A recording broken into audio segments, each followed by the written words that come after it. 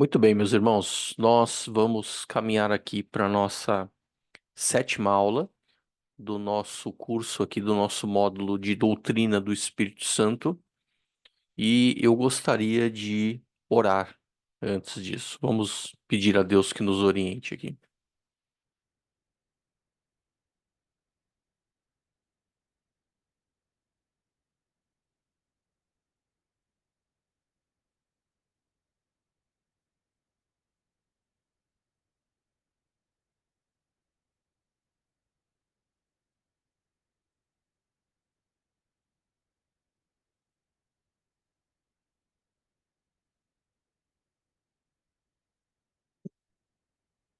Muito bem, vamos para a nossa aula de número 7 sobre a doutrina do Espírito Santo, que é o nosso módulo aí de toda quinta-feira. Essa aula aqui está sendo gravada. Vamos antes pedir a Deus que nos ajude, que nos amplie o entendimento, abra os nossos olhos para que a gente entenda a profundidade dessa aula aqui, né? Vamos pedir isso a Deus. Pai querido, muito obrigado, Senhor, por estar contigo. Muito obrigado pelos benefícios que o Senhor nos deu, ó Pai, por meio da salvação. Obrigado porque o Espírito Santo habita em nós. Eu quero te agradecer, ó Pai, por tanta coisa boa, ó Pai, que nós recebemos do Senhor no momento da nossa conversão, até mesmo antes disso, Pai. Peço ao Senhor que nos dê entendimento, que o Teu Espírito abra os nossos olhos, nos ilumine, que a Tua palavra se torne clara para nós. Peço ao Senhor que abençoe também a cada aluno e que me ajude aqui nessa aula de hoje. Essa é a minha oração em nome de Jesus. Amém. Muito bem, meus queridos, deixa eu compartilhar aqui a tela para que você possa ah, assistir aí a aula de hoje. Então tá aí. Nós temos falado aqui sobre a doutrina do Espírito Santo, não é isso? E nós estamos hoje falando aí do Espírito Santo e da salvação. Nós já estamos caminhando para o final do nosso módulo. É, já passamos por alguns assuntos que nos deu uma boa base para a gente entender agora a doutrina do Espírito Santo e a salvação, a relação que o Espírito Santo tem com essa parte aí, com essa obra divina. E na aula que vem nós vamos falar sobre a relação entre o Espírito Santo e a igreja. A gente termina na última aula trazendo algumas questões aí dos nossos dias, né, a respeito de pneumatologia, tá certo? Então vamos lá. Espírito Santo e a salvação. Deixa eu fazer alguns comentários antes que de fato a gente entre aqui nas partes da nossa aula. É, Vocês devem lembrar quando eu falei aqui sobre as operações inseparáveis e as atribuições, né, as apropriações que nós fazemos das pessoas da Trindade.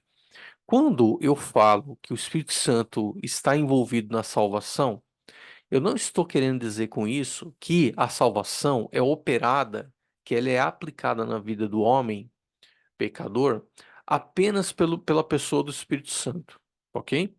Aqui nós precisamos lembrar que a obra da salvação ela é realizada pelo Deus Trino. Então o Pai é aquele que elege e envia o seu Filho. O Filho é aquele que é encarnado, cumpre o seu ministério, morre efetivamente na cruz e ressuscita ao terceiro dia. O Espírito Santo é aquele que não só guiou, gerou Jesus no ventre de Maria, guiou Jesus por todo o seu ministério, mas efetivamente aplica essa salvação no coração dos crentes. Nós vamos ver em diversos momentos, em diversas obras aqui, o Espírito Santo, obras divinas, o Espírito Santo se faz presente. Então, eu não quero que você pense, por meio das coisas que nós vamos ver aqui nessa aula hoje, que o Espírito Santo é o único Deus presente, ou única pessoa da divindade presente na salvação do homem. A salvação do homem é operada pelo Deus Trino, tá bom? Ao mesmo tempo, né? e ele não é único nessa obra. Então, vamos lá. Vamos falar de algumas partes aqui que envolvem a salvação. Antes mesmo que o homem reconheça a Jesus como Salvador, é necessário que o Espírito Santo o convença. Essa obra de convencimento que o Espírito Santo produz, ela nada mais é do que uma exposição. É como que o Espírito Santo abrisse os nossos olhos. Nós agora somos capazes de ver, nós somos expostos aos nossos próprios erros, aos nossos pecados, nossas transgressões. É, e há um profundo arrependimento por isso. Mas eu vou chegar lá nessa parte do arrependimento.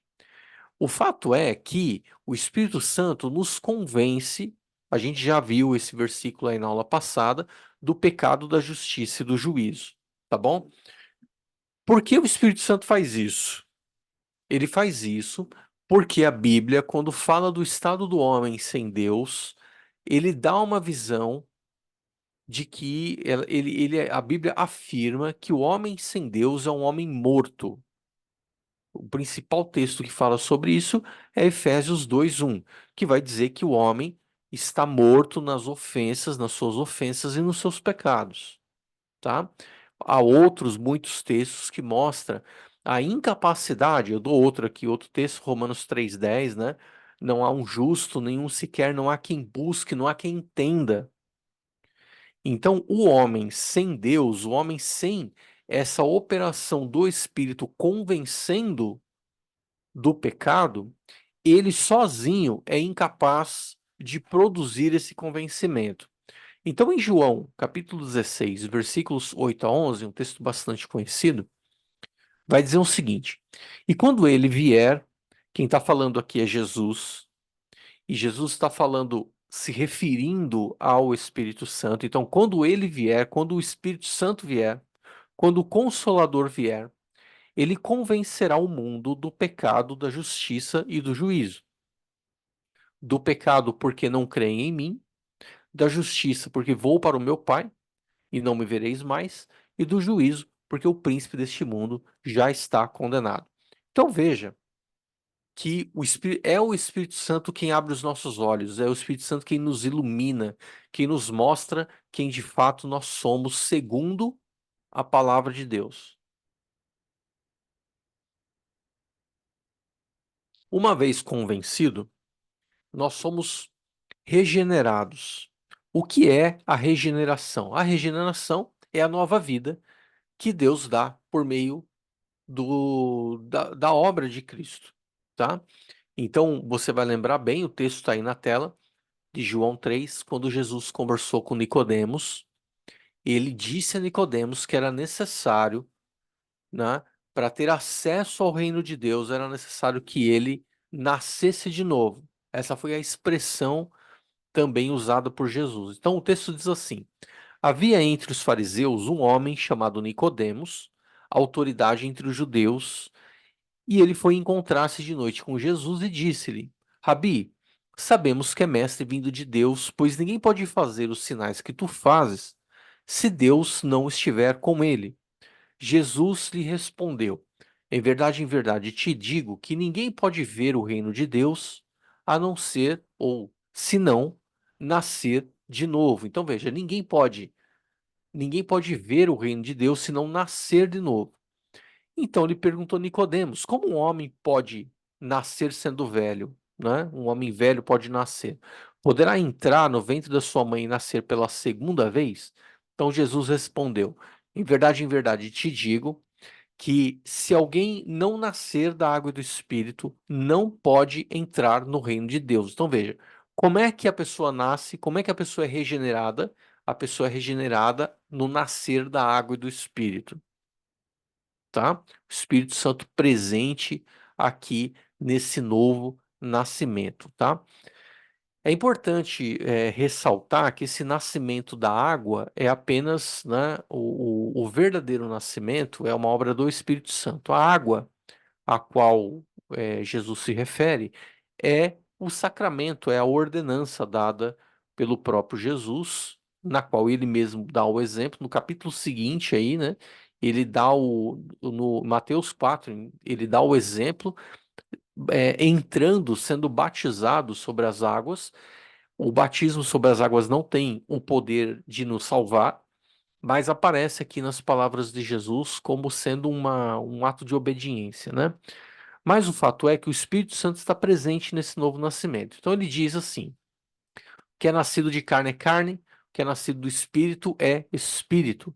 Não te admires de eu dizer: necessário vos é nascer de novo. O vento sopra onde quer e ouves o seu som, mas não sabes de onde ele vem, nem para onde vai. Assim é todo que é nascido do Espírito. Veja a ênfase que ele dá no fato de ser nascido do Espírito. Agora, eu quero ler um texto também que tem muito a ver com esse novo nascimento. Esse texto está em Tito, capítulo 3, versículos 4 a 7. Tito 3, 4 a 7 diz assim: Mas quando apareceu a bondade de Deus, o nosso Salvador, e o seu amor para com os homens, não por méritos de atos de justiça que houvéssemos praticado, mas segundo sua misericórdia, ele nos salvou mediante o lavar da regeneração e da renovação realizadas por quem? Realizadas pelo Espírito Santo.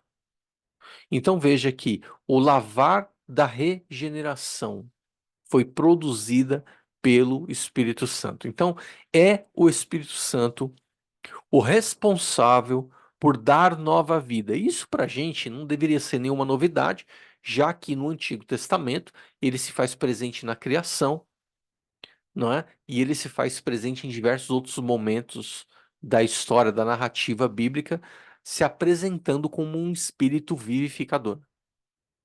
Não deveria nos admirar que o novo nascimento daquele que conhece a Cristo só pode ser produzido por esse mesmo espírito vivificador, tá bom? Vamos avançar. No momento da nossa conversão, nós somos unidos a Cristo. Essa união com Cristo é essa aliança eterna que Cristo faz conosco, que Cristo faz com aqueles que são seus, tá? Nessa união, nós nos identificamos com Cristo, né, na sua morte, no seu sepultamento, e até mesmo na sua ascensão, ao mesmo tempo em que nós recebemos, em que ele nos comunica todas as bênçãos da salvação. Então nós recebemos graça, nós recebemos regeneração, como nós vimos agora há pouco, redenção, vida eterna, justificação, santificação, glorificação, perdão, intercessão, há muito que nós recebemos. O texto de Romanos 8, versículos 9 e 10 diz assim: Vós, porém, não estáis sobre o domínio da carne, mas do Espírito, se é que o Espírito de Deus habita em vós. Então veja, o Espírito de Deus está em nós. Mas se alguém não tem o Espírito de Cristo, não pertence a Cristo. Se Cristo está em vós, então veja, ele fala que o Espírito Santo habita em nós, ao mesmo tempo em que ele fala: se Cristo está em vós, embora o vosso corpo seja mortal por causa do pecado, o espírito é vida por causa da justiça. O Espírito Santo é responsável por essa conexão entre Jesus e os seus eleitos. Veja, essa é uma obra realizada pelo Espírito Santo, é uma obra não exclusivamente realizada pelo Espírito, mas pelo Deus Trino, tá bom? Essa é a nossa união com Cristo. A Bíblia fala, há livros e livros falando sobre essa doutrina também, essa parte da salvação que é tão importante, né, que é a união com Cristo. Esse é um assunto tão profundo que a Bíblia, quando fala dessa união com Cristo, dá exemplos usando metáforas. Então, essa união com Cristo, ela é comparada a Jesus e a sua noiva, ela é comparada a uma grande mesa onde nós somos convidados a cear com Cristo. Essa união com Cristo, ela é comparada a uma caminhada com Cristo. nós somos os seus soldados, né? É, essa união com Cristo também é comparada ao próprio corpo, onde Cristo é o cabeça. Então, essa conexão, essa união, ela é destacada na Bíblia por meio de várias metáforas, de tão profunda que essa doutrina é, tá bom? Eu só estou querendo mostrar aqui que essa união com o próprio Senhor Jesus, ela é produzida pelo Espírito Santo. O Espírito Santo também se faz presente na justificação. Agora veja, olha, falei sobre convicção do pecado, falei sobre regeneração, que é o novo nascimento. Falei agora há pouco sobre a nossa união com Cristo. E agora estou falando sobre justificação. São obras que acontecem na nossa vida e que fazem parte de um mesmo ato. Nós não podemos esquecer disso. São elementos, são obras do Deus Trino que acontecem todas simultaneamente no momento da conversão de alguém. Tá? Então, no mesmo momento, a pessoa convencida do seu pecado, ela nasce para uma nova vida. Naquele momento, a pessoa é unida a Cristo e a justificação acontece na vida dessa pessoa. O que é justificação? A justificação é um ato declaratório, tá? A gente não pode colocar a justificação como uma explicação de Deus ou algo do tipo. Imagine Deus como um juiz. E diante dele, toda a raça humana é condenada.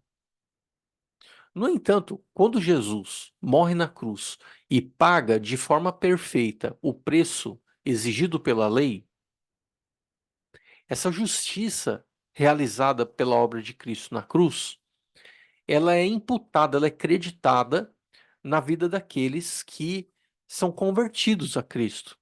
Então, o ato de justificação, ele é um ato declaratório, é como se o juiz declarasse, é como não, né?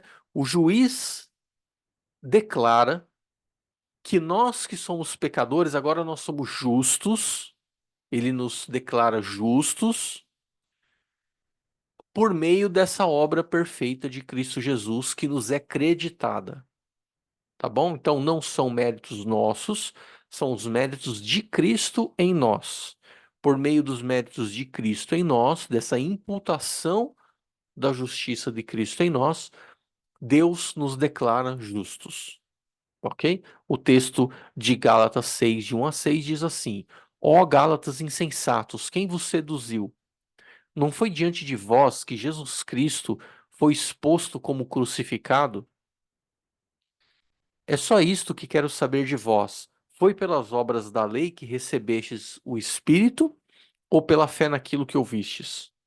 Sois tão insensatos assim, a ponto de, tendo começado pelo Espírito, estar agora, estar agora vos aperfeiçoando na carne? Será que sofrestes tanto por nada, se é que isso foi nada? Aquele que vos dá o Espírito é que realiza milagre entre vós. Será que faz pelas obras da lei ou pela fé naquilo que ouvistes? Agora, repare essa palavra final, essa frase final. Assim foi com Abraão, que creu em Deus e isso lhe foi atribuído, isso lhe foi imputado como justiça. Então veja, o Espírito Santo é aquele que está presente no início da nossa vida cristã, no momento da nossa conversão. Quando a justificação de fato acontece, a nossa justificação acontece exatamente como aconteceu com Abraão, ou seja, Abraão recebeu a justiça porque creu em Deus. Então, a salvação de Abraão foi pela fé. É isso que o texto de Gálatas aqui está querendo dizer, apontando para Gênesis. A nossa salvação também é pela fé em Cristo, uma vez que a sua justiça na cruz nos é atribuída. Tá bom? Então, a justificação também é uma obra do Deus Trino, produzida, realizada, aplicada pela pessoa do Espírito Santo. No momento da conversão ainda, nós também passamos a pertencer a uma família. Nós não somos mais filhos deste mundo, Nós não somos mais escravos do pecado, mas a Bíblia diz que agora nós somos filhos de Deus. Então, essa é uma promessa maravilhosa que nós recebemos. Nós somos agora chamados filhos e filhas, filhos por adoção, e é juntamente com essa recepção do Espírito essa recepção que o Espírito nos dá no momento da conversão, que nos dá a possibilidade de vivermos em família. Agora nós temos um pai, agora nós somos irmãos, né? Quando estamos numa igreja, nós nos chamamos de irmão, por quê? Porque somos filhos de um mesmo pai, não é isso? Gálatas 4, versículos 4 a 7 diz assim: Vindo, porém, à plenitude dos tempos, Deus enviou seu filho, nascido de mulher, nascido debaixo da lei, para resgatar os que estavam debaixo da lei, a fim de que recebêssemos a adoção de filhos. E porque sois filhos, Deus enviou ao nosso coração o quê? O Espírito do seu Filho, que clama: Abba, Pai. Portanto, tu não és mais escravo, mas filho. Olha a nossa condição diante de Deus. Não somos mais escravos do pecado, mas diante de Deus agora nós somos filho. E se és filho, és também herdeiro da obra de Deus. Que maravilha, né? Saber que agora nós recebemos a adoção de filhos. Essa é uma das razões, eu vou falar um pouquinho melhor sobre isso lá na frente, mas a adoção, a doutrina da adoção, é uma das doutrinas que devem nos dar a segurança de que nós não temos a menor condição de perder a nossa salvação. É como se Deus nos adotasse como filhos, se perder a salvação fosse possível, é como se Deus agora é pai, daqui a pouco eu peco, ele não é mais meu pai, mas eu me arrependo agora, ele é pai, e, né? Até nos relacionamentos humanos de adoção, a coisa não funciona assim. Quando um pai e uma mãe adotam uma criança, é bem possível que em algum momento, em alguns momentos, essa criança vai desobedecer os pais adotivos. E isso não faz dele, né, um filho que agora, por conta do pecado, deixa de ser filho por adoção. Não, pelo contrário, ele é corrigido, mas ele não deixa de ser filho. Tratamento semelhante ao tratamento que nós temos com Deus, né? Então, a doutrina da adoção também é uma doutrina que deve nos trazer segurança, tá bom? Vamos lá. Nós ainda temos o Espírito Santo atuando em nós confissão, por meio da confissão que nós fazemos de Cristo, né? E que o próprio Cristo faça a nosso respeito em João 16, de 6 a 11. Deixa eu te explicar uma coisa, né? Deixa eu ler o texto e aí eu explico, eu acho melhor. Texto de João 16, 8 a 11 diz assim: Portanto vos declaro que ninguém falando pelo Espírito de Deus pode dizer, Maldito seja Jesus. E ninguém pode dizer, Jesus é Senhor, a não ser pelo Espírito Santo. Então veja, a única possibilidade que uma pessoa tem de declarar que Jesus é Senhor é pelo Espírito Santo. Ou seja, uma pessoa só pode dizer que Jesus é Senhor de forma genuína, ciente daquilo que está falando, de quem de fato é Jesus, de quem ela é, por meio da obra do Espírito Santo. O que isso quer dizer? Que o Espírito Santo está presente na nossa conversão. Ele está presente no nosso arrependimento, ele está presente na fé que nós depositamos em Jesus. Porque a conversão, ela é formada por esses dois elementos, arrependimento e fé. O arrependimento como uma tristeza profunda, uma consciência correta e bíblica dos nossos pecados e um desejo profundo também de deixar essa vida de pecado e se voltar a Jesus Cristo em fé. Esse movimento de abandono do pecado, não um abandono total, né? A gente não deixa de viver nesse corpo corrompido, mas o fato é que agora nós estamos conscientes do peso do pecado e desejosos agora de olhar para o nosso Senhor Jesus, reconhecê-lo como nosso único Salvador. Essa conversão nos leva a declarar que Jesus é o Senhor e isso só pode ser feito por meio da ação, da operação, da obra do Espírito Santo. Tá bom, gente? Vamos avançar mais um pouquinho aí.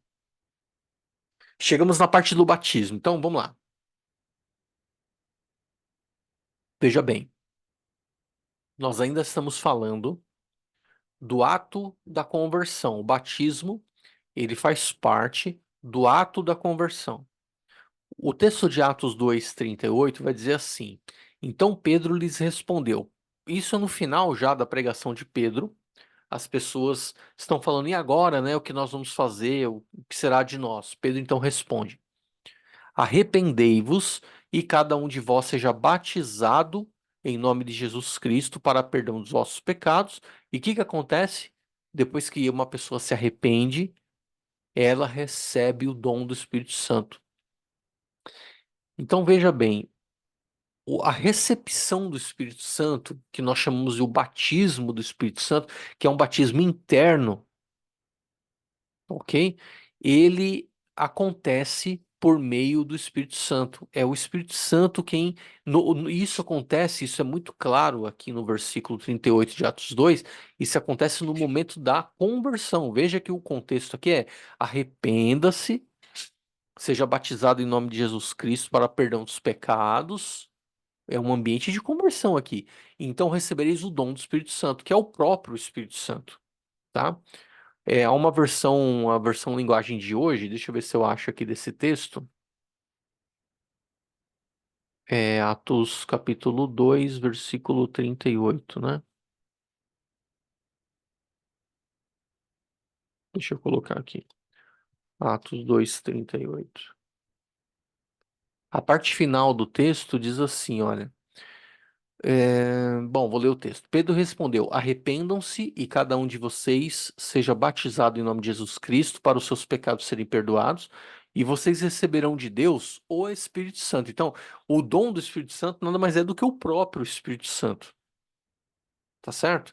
Então, isso pode ser muito confundido, porque existem algumas pessoas que vão dizer: Davi, e como é que aquelas pessoas que tinham tinham experimentado a conversão ali, a conversão de João, a conversão mesmo nos tempos de Jesus, e lá em Atos, essas pessoas, então, diz a Bíblia, foram batizadas com o Espírito Santo. A Bíblia está se referindo a uma espécie de segundo batismo? A resposta é não.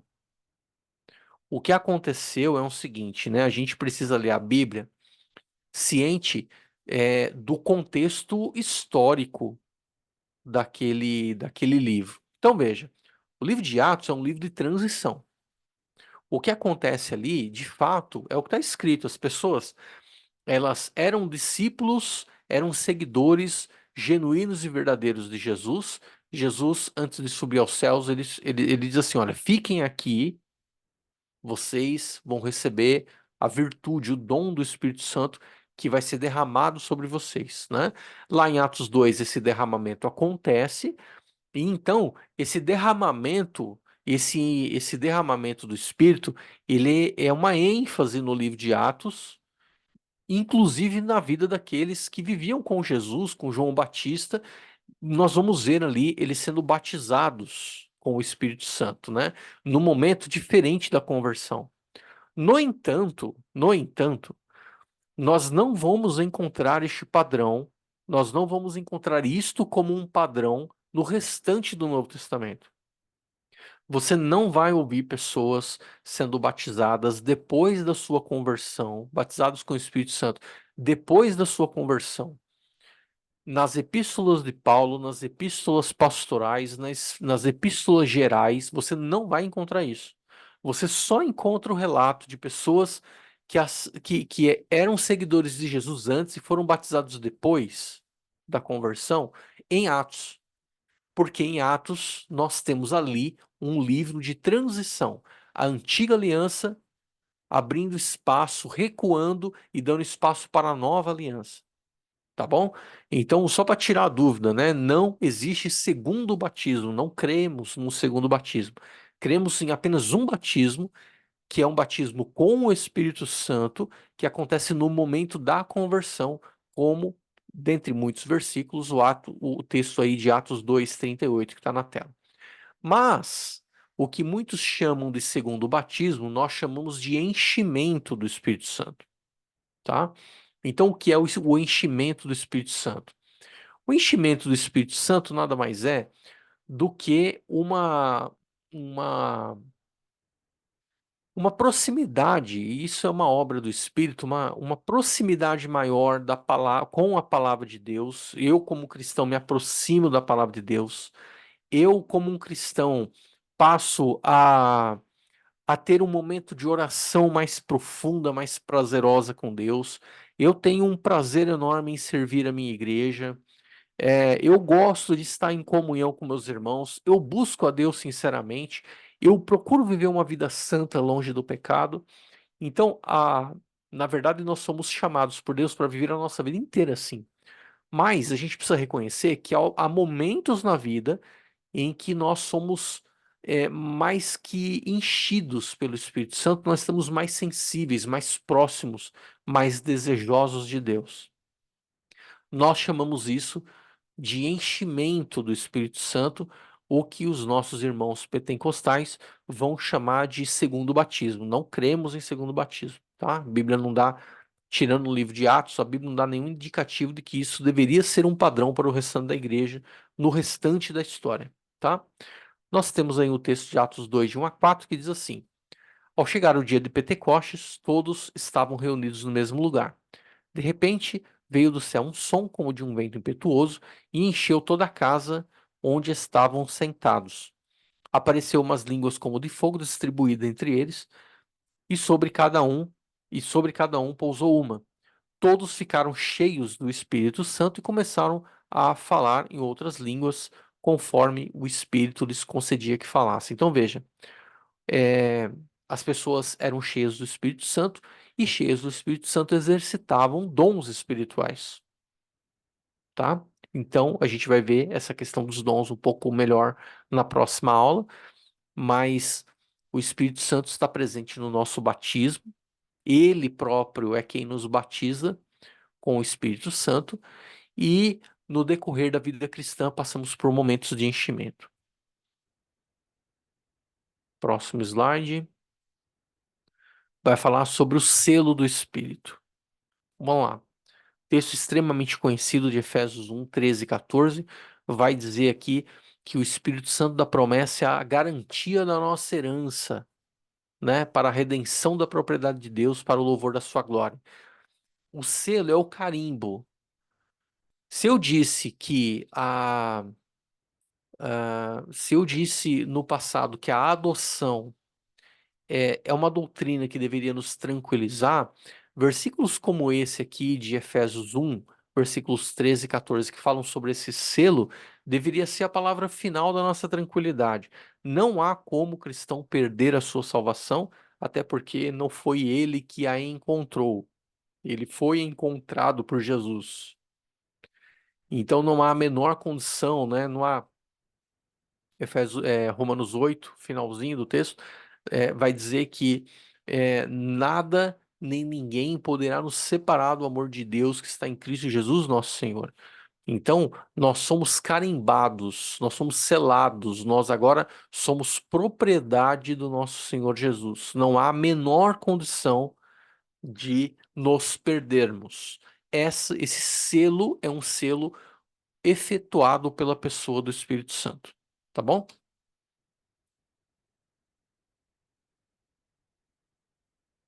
É o Espírito Santo, eu já falei mais sobre isso, então vou passar rápido aqui. O Espírito Santo também é aquele espírito, aquela pessoa da Trindade que efetua em nós essa certeza da salvação. Não há dúvidas em nós a respeito disso. Ele vai dizer, em Romanos 8, versículos 15 e 16, que o próprio Espírito, nós que recebemos esse Espírito de adoção, né? Que o próprio Espírito dá testemunho ao nosso espírito de que somos filhos de Deus. Então, o filho de Deus sabe, pelo testemunho do próprio Espírito, que ele é filho de Deus. Durante a vida cristã, nós também recebemos do Espírito a orientação.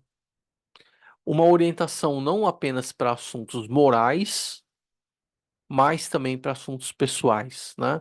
Romanos 8, 3 e 4 vai dizer assim: Pois o que para a lei era impossível, visto que se achava fraca por causa da carne, Deus o fez na carne, condenando o pecado e enviando seu próprio filho em semelhança da carne do pecado, como sacrifício do pecado, para que a justa exigência da lei se cumprisse em nós, que não andamos segundo a carne, mas segundo o Espírito.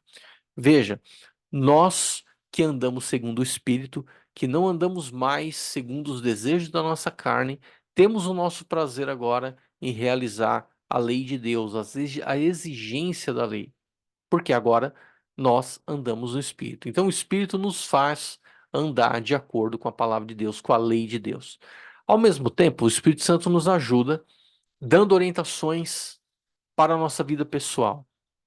Atos 21, 11 e 12 vai dizer que os discípulos, né, Paulo, né, ele veio se encontrar conosco, ele veio encontrar-se conosco, pegou o cinto de Paulo e amarrando os próprios pés e mãos, disse, o Espírito Santo diz, agora olha aí a orientação que o Espírito Santo dá, assim os judeus de Jerusalém amarrarão o homem a quem este cinto pertence e entregarão nas mãos dos gentios.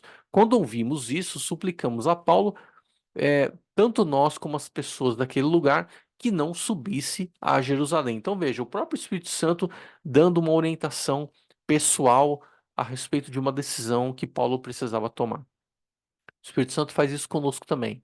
As decisões que nós crentes precisamos tomar devem ser baseadas na orientação do Espírito. A pergunta que eu faço é a seguinte: como é que o Espírito nos orienta a respeito de uma decisão que precisamos tomar? Nós, hoje, século XXI, nós somos orientados pelo Espírito por meio sempre da palavra de Deus. Não é correto nós, crentes, buscarmos a orientação de Deus pelo Espírito de forma subjetiva.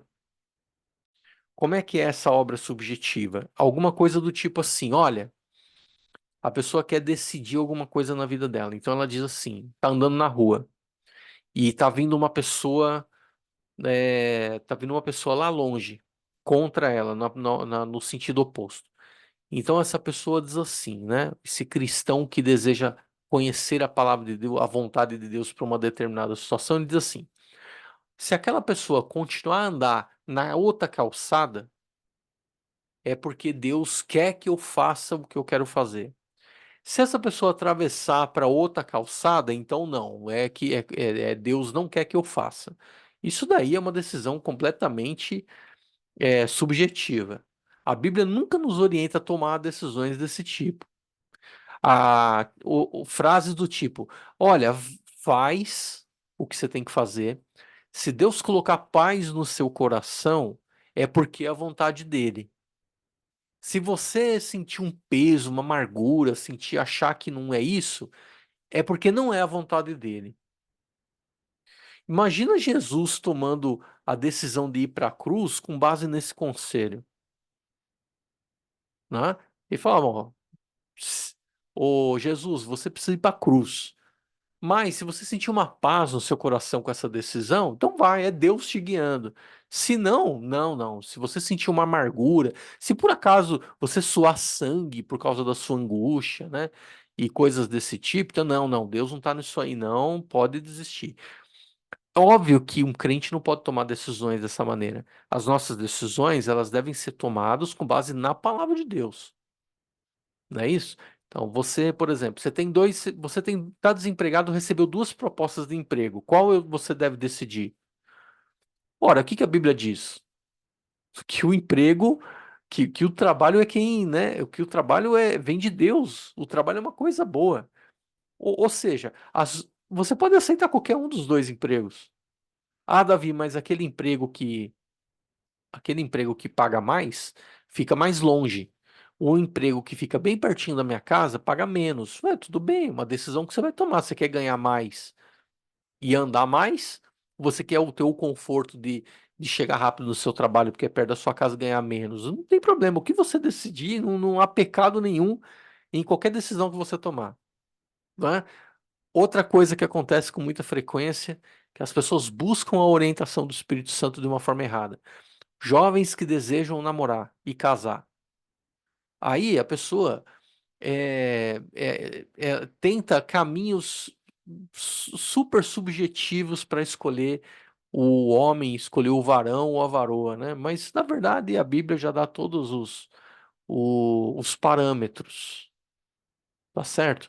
Essa pessoa precisa ser um cristão, essa pessoa precisa ser do sexo oposto, né? É importante, a Bíblia garante isso. É meio óbvio, mas nos dias de hoje a gente tem que dizer, né? Enfim, a Bíblia lá em Provérbios 31 vai traçar um perfil ali de uma mulher virtuosa. Enfim, você tem que procurar traços assim, né? Numa mulher, ou no homem. Mas não, as pessoas hoje, os jovens hoje, eles tomam decisões, com certeza não são baseadas no espírito, porque não são baseadas na palavra.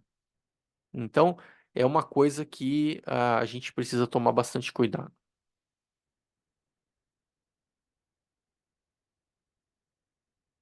A santificação também é uma obra do Espírito. A santificação nada mais é do que é, viver essa vida buscando ser como o nosso Senhor Jesus. O nosso Senhor Jesus, por ser Deus, ele tem o atributo da santidade. Ele é santo, ele é isento completamente de pecado.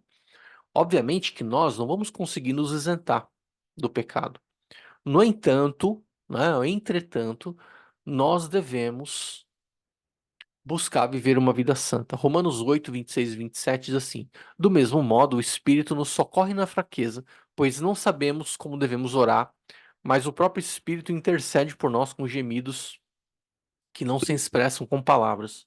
Aquele que sonda os corações sabe qual é a intenção do Espírito, ele intercede pelos santos segundo a vontade de Deus. Então veja, o Espírito Santo nos nossos momentos de fraqueza é aquele que intercede segundo a vontade de Deus. O próprio Espírito Santo nos conduz à santificação, tá bom? Eu acredito que agora seja o último slide, o penúltimo, perdão, né, que fala sobre a ressurreição. O nosso Senhor Jesus, depois de ter morrido, ele foi ressuscitado dentre os mortos por obra do Espírito Santo.